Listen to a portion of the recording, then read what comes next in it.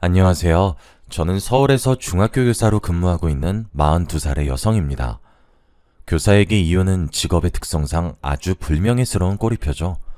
특히 여성에게는 더해서 저는 어떻게든 가정을 지켜보려고 노력했지만 남편의 파렴치한 행동은 도저히 용서할 수 없었어요.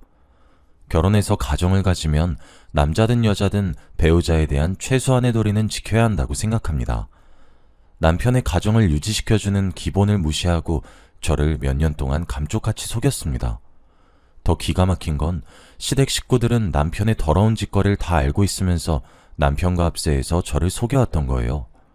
3년 전의 일이지만 그때 바보처럼 당한 걸 떠올리면 아직도 치가 떨릴 정도로 분하고 억울하기만 합니다. 남편과 친구에게 어이없는 배신을 당하고 돌아온 여성의 한풀이라고 생각하고 끝까지 들어주시기 바랍니다. 제 장래희망은 어릴 때부터 교사가 되는 것이었어요. 교사를 꿈꾸는데 큰 영향을 미친 분이 계셨는데 초등학교 6학년 때 담임선생님이셨어요. 학교를 다니기 시작하면서 제가 가장 존경하는 인물은 언제나 선생님이었고 선망의 대상이었죠. 그 중에서도 6학년 때 만난 선생님은 아주 특별했어요. 반 아이들 모두를 자식처럼 아끼고 사랑하면서 애정을 듬뿍 쏟는 분이셨죠. 그날 선생님은 제게 교무실에 가서 놓고 온 서류를 가지고 오라고 심부름을 시키셨습니다. 저는 바로 달려가서 서류를 가지고 왔는데 교실에 불이 꺼져 있었고 아무도 없었어요. 무슨 영문인지 몰라서 겁이 덜컥 나서 심호흡을 하고 떨리는 손으로 조심스럽게 문을 열었는데 불이 확 켜지면서 케이크를 든 선생님과 반 친구들이 뒷문으로 우르르 몰려들어왔어요. 자, 모두 축하 노래 시작! 생일 축하합니다. 사랑하는 지영이. 얘들아, 정말 고마워. 선생님, 진짜 감사해요. 평생 잊지 못할 생일 파티를 선물 받은 저는 나중에 아이들을 가르치는 교사가 되겠다고 결정을 하게 됐죠. 제 결심은 중고등학교 때까지 변하지 않고 이어졌습니다. 고3 때 사범대학에 가겠다고 하자 부모님은 당연히 좋아하셨어요. 그래, 교사란 직업이 안정적이니까 잘 선택했다. 옆집 민수네 엄마가 그러는데 아직까지 교사가 1등 신부감이래. 엄마는 교사가 안정적이고 출산과 육아에 아주 유리해서 여자에게 좋은 직업이라고 생각하셨죠. 시대가 변해서 저는 꼭 그런 것만 아니라고 여기며 남자보다는 안정적인 직장을 얻는 데 노력했습니다. 저는 무난하게 사범대학에 합격을 했고 같은 과 선배에게 호감을 가지게 되었어요. 그 선배도 저를 좋아하는 눈치였는데 서로 눈치만 보면서 망설이고 있었습니다. 마음 같아서는 제가 먼저 좋아한다고 고백을 하고 싶었는데 여자의 자존심이 허락하지 않았어요. 그래서 선배가 얼른 마음을 열길 기다렸죠. 그러다가 A중학교로 교생 실습을 나가게 됐습니다. A중학교로 실습을 나가는 동기는 딱 3명뿐이었습니다. 그 중에 한 명은 갑자기 엄마가 돌아가시는 바람에 실습에서 중도하차하게 되었어요. 그래서 선배와 제가 단둘이 실습을 하면서 친해지게 되었습니다.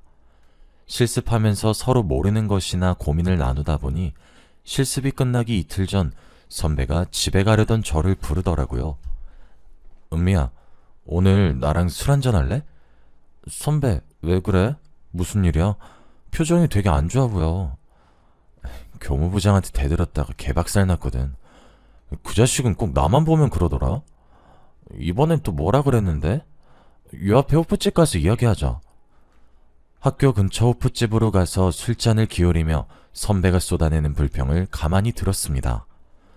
교무부장은 아주 보수적이고 대학생 신분인 교생들에게 반말을 하면서 갑질을 해대는 질이 안 좋은 교사였어요. 아침마다 직원조회를 할 때도 교생들을 하나씩 불러서 트집을 잡았고 어떤 때는 교생들이 수업을 하고 있으면 양해도 구하지 않고 교실 밖으로 불러냈죠. 학생들이 보는 앞에서 망신을 주는 게 일상이라서 교생들 사이에서 말이 많았습니다. 저도 복도를 지나가다가 교무부장에게 걸려서 다짜고짜 폭언을 들은 적이 있었거든요. 야, 거기 너 대학에서 도대체 뭘 배웠어? 교사가 자신감 있는 목소리랑 열정적인 태도로 수업을 해야지. 기어 들어가는 목소리로 흐느적거린 꼴이라니. 학생들을 휘어잡을 수 있게 크게 말하란 말이야. 알겠어? 네, 부장님. 명심하겠습니다. 교무부장이 일부러 교생들을 깔아뭉개서 자기 지위를 과시하는 걸 알고 있어서 조언을 주의 깊게 듣지도 않았어요. 하지만 말로만 듣던 갑질을 당하니까 무척이나 자존심이 상하더군요. 교무부장은 선배에게도 갑질을 부렸어요. 그날도 선배가 열심히 수업을 하고 있는데 갑자기 뒷문이 열리더니 교무부장이 선배에게 복도로 나오라는 손짓을 했다는 거예요. 선배가 모른 척하고 계속 수업을 하자 열이 받은 교무부장이 이런 식으로 소리를 질렀대요. 야, 거기 너! 내 말 안 들려? 당장 나오라고! 나중에 말씀해 주시면 되는 거 아닙니까? 이런 일이 한두 번도 아니고 지금은 제 수업 시간입니다. 방해하지 말고 나가주세요. 뭐? 참, 성질이 더러운 교무부장이라도 학생들 앞에서 차마 욕은 하지 못하고 무안을 당하고 가버렸다고 해요. 그런데 수업을 마치고 교무실로 가자 교무부장이 화가 잔뜩 난 표정으로 선배에게 막말과 인격적인 모욕을 퍼부었다고 합니다. 선배는 전부터 교사라는 직업에 회의를 느끼고 있었는데 교무부장에게 질리도록 당한 뒤로 진로를 다시 생각하게 되었다고 해요. 나 교사 되는 건 다시 생각해 보려고. 실제로 학교에 나와서 보니까 나랑 교사는 안 맞는 것 같아. 아니야 선배, 이 학교가 이상한 거라니까? 세상에 저런 교무부장이 어딨어? 다른 학교도 그럴 것 같은데. 사실 이런 곳에 버틸 자신이 없어. 모르겠다. 오늘 그냥 술이나 마시자. 선배는 엉망으로 취할 때까지 술을 마셨고 저도 그만큼 술을 마시는 바람에 순간 기억을 잃고 말았어요. 숙박업소에는 도대체 언제 온 건지 알 수 없어서 얼른 옷을 입고 선배를 깨웠습니다. 선배도 저를 보고 많이 놀랐는지 미안하다고 하더군요. 효정아, 미안해. 내가 왜 그랬지? 너무 취해서 기억이 안 나는데. 내가 무슨 짓 한 건 아니지? 일부러 너랑 자려고 술 먹자 한 건 아니고 나도 너한테 호감이 있어서. 미안하긴 뭐가 미안해. 선배가 먹인 것도 아니고 내가 먹은 건데. 나도 기억은 안 나는데 이러지 말고 해장하면서 이야기하자. 저도 선배를 좋아하고 있었고 선배와 교제하면 어떨까 많이 상상해봐서 기분 나쁘진 않았어요. 선배와 숙박업소 근처에 있는 국밥집에 들어가서 해장을 한 뒤 진지하게 만나보자는 이야기를 했죠. 선배와 연애하면서 저는 임용고시 준비를, 선배는 취직 준비를 하면서 만남을 이어갔습니다. 그때부터 선배를 오빠라고 부르면서 말도 놓고 편하게 지냈습니다. 저는 무난하게 임용고시를 치르고 중학교에서 교사로 근무를 시작했습니다. 오빠는 선배가 운영하는 벤처 사무실에서 일하게 되었죠. 당장 큰 돈을 벌지는 못해도 앞으로 전망은 아주 밝다고 했어요. 지금 당장 돈벌이를 제대로 하지 못하고 있다 보니 오빠 정도 실력이면 임용고시는 충분히 통과했을 텐데 아쉬운 마음이 들더군요. 그렇지만 오빠가 오랫동안 심사숙고해서 결정한 일이니 두말하지 않고 믿어보려고 했습니다. 어느덧 시간이 지나 2년 정도가 흘렀어요. 결혼할 나이가 되었고 오빠에게 큰 흠이 있지도 않고 좋은 사람이라는 걸 알고 있어서 결혼 이야기도 슬슬 꺼내고 있을 때였습니다. 오빠와 함께 시어머니를 찾아가니 의외의 반응을 보이시더군요. 우선 급한 대로 내가 아파트 하나 장만해놨다. 평수가 작지만 둘이 살긴 괜찮을 거야. 부지런히 돈 모아서 애 생기면 큰 집으로 옮겨. 말은 이렇게 하셔도 표정만은 아주 떨떠름하셨습니다. 어쩔 수 없이 결혼시킨다는 듯한 느낌으로 말씀하셔서 저도 기분이 언짢아졌죠. 그래도 저희는 시댁에서 마련해준 아파트에서 신혼생활을 시작하게 되었습니다. 그 아파트에서 제대로 지낸 날도 1년 정도밖에 되지 않았죠. 지방에 있는 중학교로 발령이 나버려서 졸지에 주말부부 신세가 되어버렸거든요.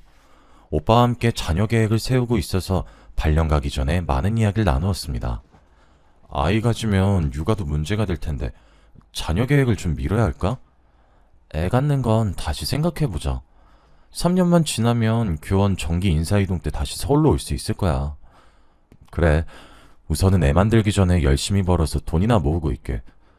요즘은 애 없는 부부도 많이 있으니까요. 자녀 계획을 미루는 것도 나쁘지 않다고 생각했어요. 한창 재미있을 신혼에 생이별을 해야 하는 신세가 안타까웠지만 늘 붙어있는 것보다 떨어져 있다가 만나면 정이 더 생긴단 말이 있으니까요. 정신없이 지방으로 내려가 낯선 곳에서 적응하려고 노력했죠. 몇 달이 지나자 동네 지리도 다 파악하게 되었고 친하게 지내는 동료 여교사도 생겼어요.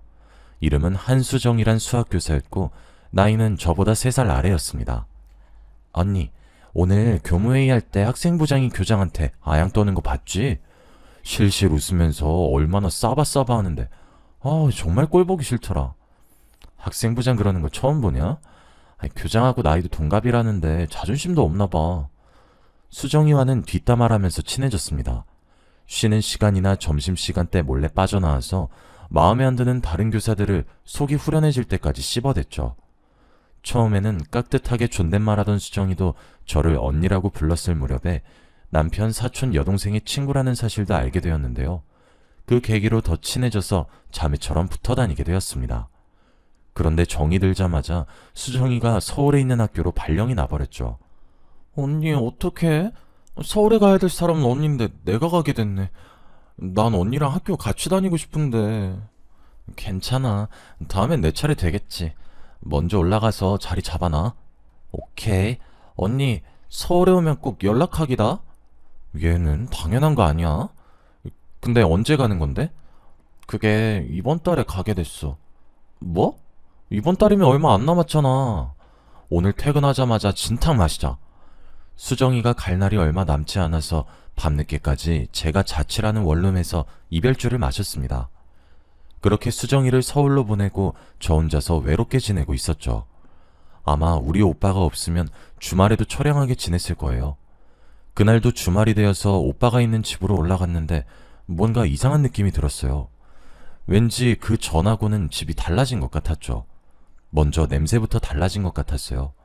오빠가 혼자 사는 집이라 주말마다 제가 와서 치우고 방향제를 뿌려도 남자 특유의 냄새가 풍겼거든요. 그런데 이젠 그런 냄새가 나지 않고 제가 쓰지 않는 향수와 방향제 냄새가 나는 것 같았어요. 처음에는 제가 예민해졌다고 생각했는데 얼마 뒤에 집에 있어선 안 되는 물건을 발견하고 말았습니다. 욕실 선반에서 여자들이 쓸만한 머리끈이 있어서 깜짝 놀랐죠. 흔히 곱창밴드라고 불리는 머리끈이었는데 아무리 생각해봐도 오빠가 그걸 사용할 것 같지 않았거든요. 그래서 오빠에게 그 머리끈을 보여주면서 물었죠. 오빠, 이게 뭐야? 나 이런 머리끈 쓴 적이 없는데 이런 게 왜 있는 거야? 며칠 전에 정혜가 와서 자고 갔거든. 그때 두고 갔나 봐. 정혜는 남편의 사촌 여동생이었어요. 대전에 살지만 서울에 자주 올라왔고 그때마다 오빠에게 들러서 가끔씩 자고 간다고 했거든요. 그런데 오빠의 변명이 너무 이상하게 느껴졌어요. 정혜는 늘 먼저 저에게 전화를 해서 오빠 집에서 묵겠다고 말해주는 편이었거든요. 잠깐 오빠를 의심했지만 정혜가 깜빡하고 전화를 안 준 거라고 생각했습니다. 그 다음날 일요일이 되어서 오랜만에 수정이에게 연락을 해서 만났죠. 그런데 제 눈길을 끄는 게 하나 있었어요. 수정이가 하고 있는 연보라색 곱창밴드였는데요. 제가 집에서 봤던 것과 똑같은 것이었어요. 하지만 똑같은 머리끈이 넘쳐나는데 그걸로 수정이를 의심한다는 건 우스운 일이었습니다. 설마 하는 마음에 혼자 피식하고 웃고 말았는데요. 그래도 수정이와 함께 있는 내내 머리끈이 신경 쓰여서 물어보고 말았습니다. 수정아, 머리끈 어디서 샀어? 되게 예쁘다. 지하상가에서 샀어. 사실 이 디자인으로 사고 싶었는데 보라색이 없더라고. 우연히 보고 이거다 싶어서 샀지. 수정이는 저와 학교에 다닐 때부터 눈에 띌 정도로 보라색을 좋아했었어요. 옷, 가방, 액세서리는 물론 볼펜이나 수첩도 보라색만 고집할 정도였으니까요. 수정이가 저 몰래 이 집에 왔다는 생각이 머릿속에서 잊혀지지 않아서 정혜에게 전화를 걸어볼 수밖에 없었죠. 여보세요? 정혜야, 혹시 지금 전화 가능하니? 어머 언니, 오랜만이야. 당연히 가능하지. 마침 너무 심심했는데 잘됐다. 무슨 일이야? 그러면 만나서 이야기할까? 내가 밥이랑 커피 사줄게. 좋지. 나 오늘 완전 프리해. 당장 서울로 고고싱 할게. 정혜를 만나서 밥을 먹고 커피를 마신 다음에 백화점에 들렀어요. 날씨가 너무 더워서 시원한 백화점 안에서 아이 쇼핑을 하려고 했죠. 그런데 보라색 머리끈이 눈에 띄어서 정혜에게 사주겠다고 내밀어 보았어요. 정혜야, 이 머리끈 어때? 보라색이 예쁘네. 하나 사줄게. 아이 언니, 난 보라색이 안 어울려. 저번에 보라색 샀다가 애들이 엄청 뭐라 해서 혼났어. 보라색 말고 노란색 사주면 안 돼? 정혜는 보라색이 아니라 노란색 곱창 밴드를 고르더라고요. 그래서 정혜한테 묻고 말았습니다. 정혜야, 혹시 너 나한테 말 안 하고 우리 집 온 적 있어? 어? 나 그런 적 없는데. 나 항상 갈 때마다 언니한테 말했잖아. 정의 말을 듣고 나니 화가 치밀어 올랐습니다. 저한테 말도 안 하고 여자를 재운 것도 모자라 저를 속이다뇨. 그래서 바로 오빠에게 전화를 해서 물어보았지만 오빠의 대답은 한결같았습니다. 갑자기 그 이야기는 왜 또 꺼내는 건데? 정혜가 기억을 못하는 거겠지. 정혜 바꿔봐. 애꿎은 정혜한테 화풀이를 하려고 하길래 저는 됐다고 했죠. 제대로 된 증거를 확인해봐야겠다는 생각에 얼른 정혜와 헤어지고 오빠와 살던 집으로 돌아왔습니다. 그래서 관리사무소에 가서 CCTV를 보여달라고 했죠. CCTV요? 무슨 일 있으셨길래 갑자기 물어보시는 거죠? 남편이 바람 피는 것 같아서 그래요. 딱 한 번만 보여주시면 안 될까요? 그건 곤란합니다. 주민이라고 다 공개해드리는 게 아니라 경찰이 정식으로 요청했을 때만 보여드리고 있어요. 저도 알아요. 그런데 여자가 다녀간 흔적이 보여서 그래요. 비밀로 할 테니까 조금만 보여주세요. 네? 이혼 이야기까지 꺼내면서 직원에게 사정하니까 망설이다가 제게 서류를 내밀더니 사인을 해달라고 하더군요. 여기서 보기만 하셔야 합니다. 영상 휴대폰 같은 걸로 촬영하시면 안 돼요. 그리고 어떤 이유로든 영상을 증거로 쓰시려면 경찰의 허락을 받아오셔야 해요. 직원은 제가 말한 해당 날짜를 찾아서 엘리베이터 앞을 찍은 동영상을 보여주었어요. 시간이 오후쯤으로 빠르게 돌아가다가 엘리베이터 앞으로 한 여성이 다가오자 빠르게 감기를 멈추었죠. 고개를 숙이긴 했지만 보라색 밴드로 머리를 묶은 걸 보고 수정이가 확실하다고 생각했어요. 하지만 저는 끝까지 아니라고 부정하며 CCTV 화면에서 눈을 떼지 않았죠. 거울 앞에 선 여자가 고개를 든 순간 저는 집을 찾아온 여자가 수정이란 사실을 확실하게 알게 되었습니다. 엘리베이터를 탄 수정이는 주저없이 제 집이 있는 8층 버튼을 누르고 있더군요. 이제 어떻게 해야 좋을지 머릿속이 혼란스러워졌습니다. 제 눈으로 확인했지만 도저히 믿을 수가 없었거든요. 충격받은 모습 그대로 집으로 올라가 멍하니 앉아있기만 했습니다. 그런데 TV 선반 밑에 무언가가 반짝이더군요.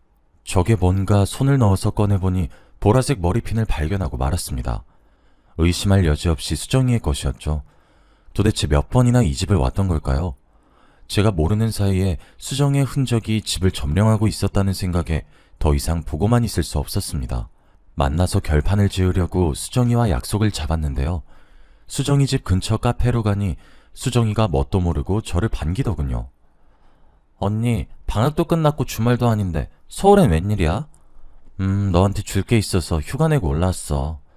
나한테 줄 게 뭔데 휴가까지 냈다는 거야? 저는 머리핀과 밴드를 카페의 테이블에 올려놨습니다. 그랬더니 수정이의 얼굴에서 핏기가 싹 사라지더군요. 너 보라색 좋아하잖아. 어떤 정신 나간 년이 내 집에 흘리고 갔더라? 네 생각나서 가지고 왔어. 꼭 네가 흘리고 간 것 같아서 기분이 더럽더라고. 언니, 미안해. 오빠랑 나는 그냥 친구처럼 지내다가... 뭐? 친구처럼 지내? 난 너를 동생처럼 생각했는데 네가 어떻게 나한테 이런 더러운 짓을 해? 저는 소리를 지르면서 수정이의 얼굴에 물을 끼얹었습니다. 카페에 있던 사람들이 모두 놀라서 쳐다보았죠. 하지만 그런 건 아무 상관 없었어요. 여기가 수정이 동네고 오히려 수정이를 이상한 눈빛으로 보길 원했어요. 수정이가 이 상황을 수치스럽게 생각할 줄 알았는데 전혀 아니더군요. 오히려 어이없는 말을 내뱉고 있었어요. 언젠간 들통이 날 거란 생각은 했어. 그 전에 그만두려고 했는데 내가 한 발 늦었네. 그래, 내가 너무 일찍 알아버려서 미안하다. 네가 그만두기 전까지 바보같이 모르고 있어야 했는데 말이야. 그래놓고 나한텐 좋은 동생인 척 했던 거야? 언제부터 날 속인 건데? 제 고함 소리에 수정이는 한숨을 쉬더니 모든 걸 털어놓았어요. 서울로 발령을 받아서 학교에 근무하면서 친구인 정혜를 만났는데 우연히 오빠가 합석을 했다고 합니다. 그러다가 술에 취해 자버렸는데 정혜가 비밀을 지켜주기로 한 거죠. 정혜가 그걸 비밀로 해주기로 했다고? 그게 말이 돼? 정말 친동생같이 생각한 아이인데 그걸 숨겨주다니. 이건 정말이지 막장 드라마도 아니고 말이 안 되는 소리였죠. 저는 당장 정혜를 불러서 수정이가 했던 말을 그대로 이야기해 주었습니다. 그랬더니 정혜도 사색이 되어서 잘못했다고 싹싹 빌더군요. 아니 언니, 내가 잘못했어. 제발 용서해줘. 내가 말하면 오빠가 이혼할까봐 그랬어.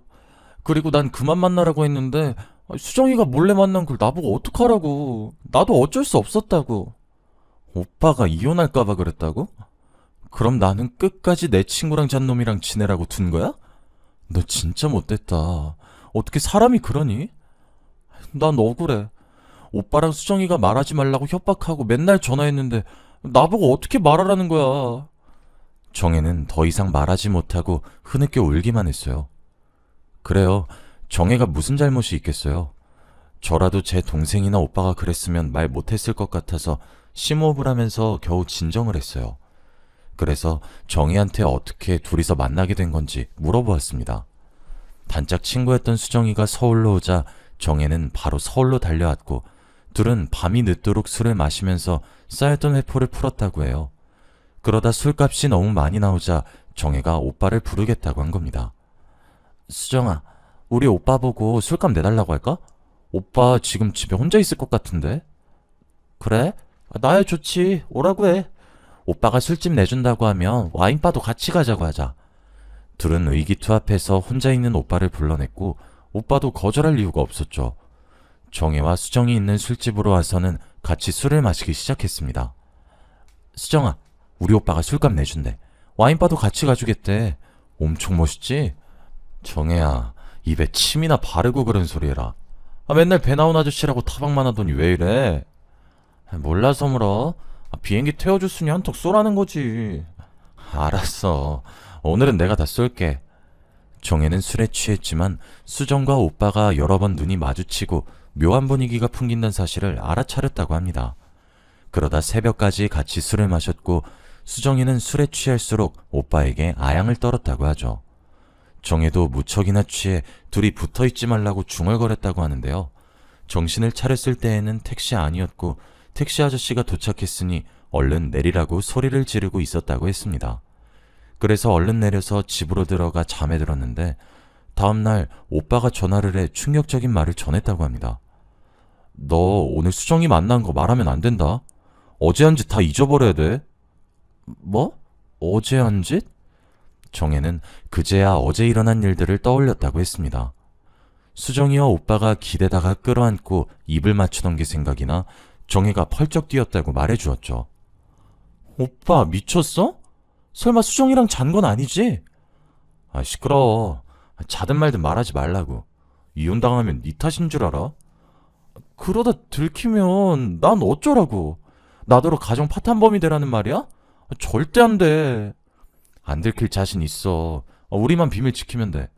생각해봐. 마누라가 우리 만난 걸 어떻게 알겠어? 말이 된 소리래. 설마 언니 몰래 계속 만나려는 건 아니지? 어떻게 여동생 친구하고 그런 생각을 해? 정말 미친 거 아니야? 돈 줄게. 얼마면 돼? 너 얼마 전에 돈 필요하다고 했잖아. 여기서 돈 이야기가 왜 나와? 내가 오빠처럼 미친놈인 줄 알아? 너 여기서 언니 편 들어서 오빠 이혼당하게 만들래? 아니면 내 돈 받고 조용히 있을래? 어떻게 그런 비밀을 만들어? 난 못해. 난 언니한테 그런 비밀 못 만든다고. 거짓말 해달라는 게 아니라 모르는 척 입 닫고 있으면 된다니까?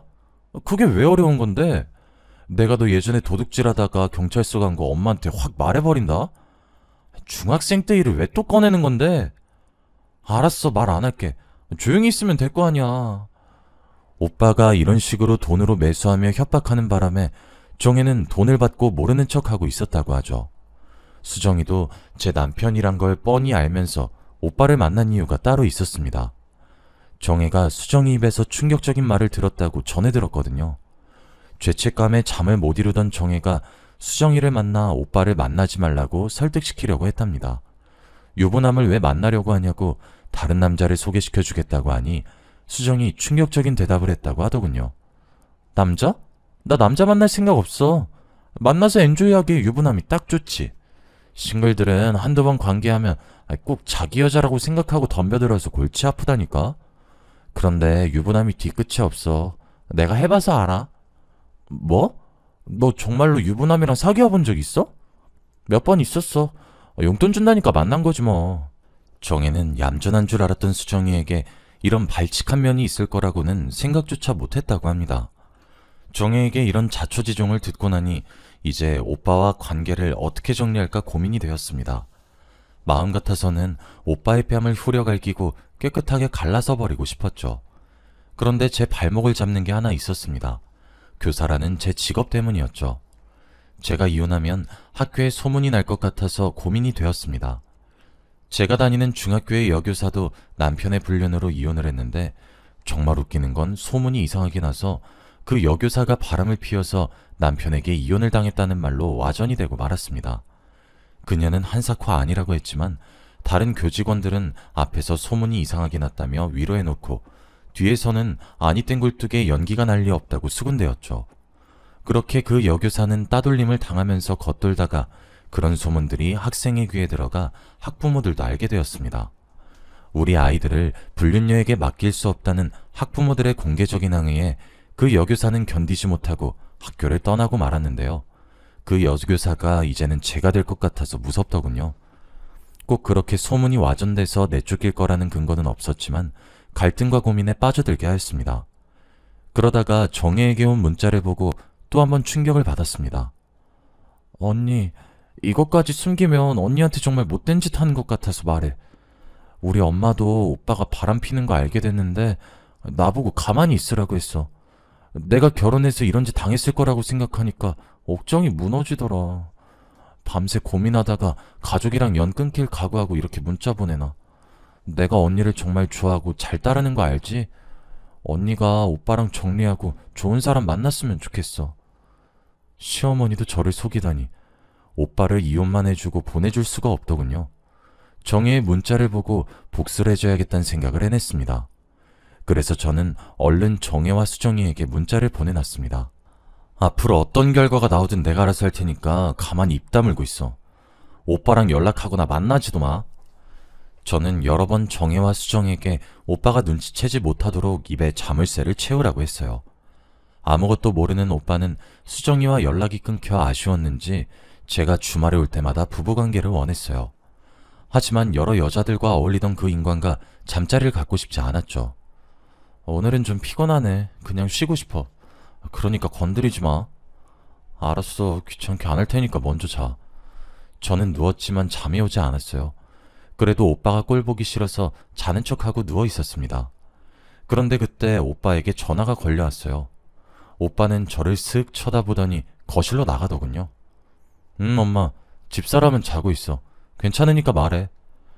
수정이 그년이 전화한 줄 알았는데 시어머니의 전화였습니다. 오빠가 거실 소파에 앉아서 통화를 하고 있더군요. 시어머니가 무슨 말을 하는지 알 수 없었지만 오빠가 하는 대답을 들어보니 무슨 대화를 하는 건지 어림잡을 수 있었어요.